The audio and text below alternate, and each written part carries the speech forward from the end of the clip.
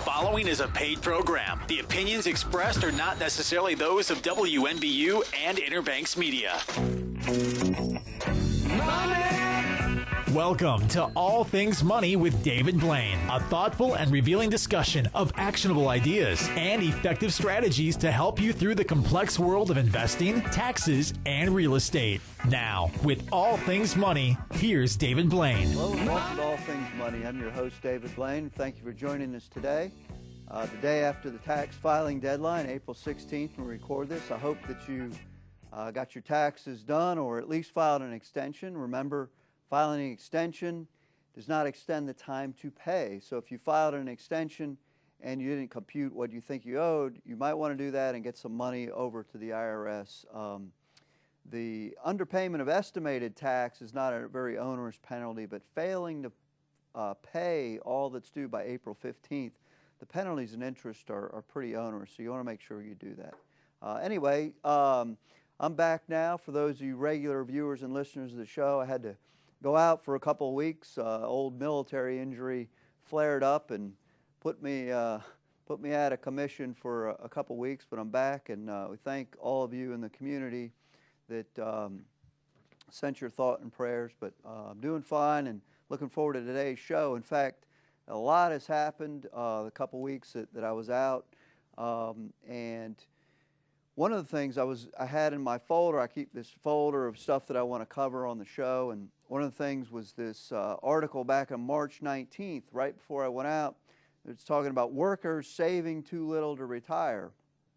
It's in the Wall Street Journal, March 19th, and lo and behold, I come back, and then yesterday there's another article in the Wall Street Journal. Will the government shrink your IRA? Of course, if you haven't heard by now, President Obama in his budget for fiscal year 2014 proposed capping the amount that someone could save in their IRA or 401k, which, leaving politics aside, is just an extremely, extremely bad idea on all sorts of levels. Number one, just the principle of it.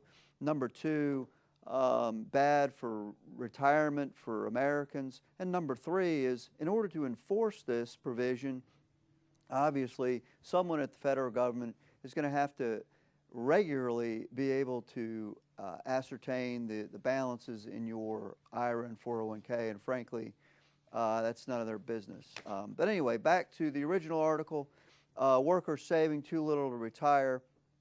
This is just amazing to me, you know, being in the investment industry. Obviously, clients that we work with have saved, they've invested, they've accumulated some assets, but 57% of U.S. workers surveyed have less than $25,000 in household savings, excluding their homes.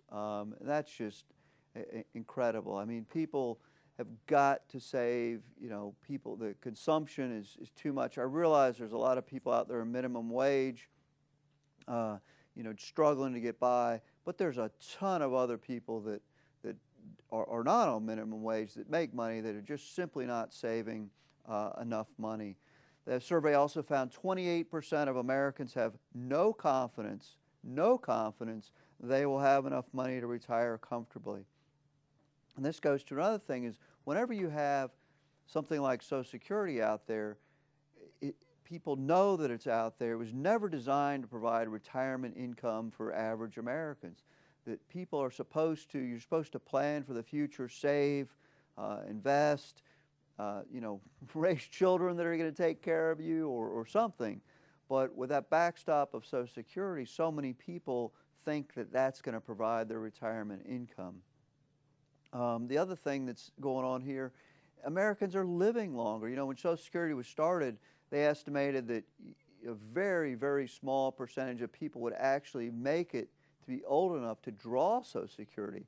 Now you have people drawing Social Security at 59 and a half, or I'm sorry, that's the IRA withdrawal rate. You have people drawing Social Security early at age 62, and it was never envisioned that someone would live for, you know, 25, 30 years drawing Social Security. It was supposed to be for a very few number of people.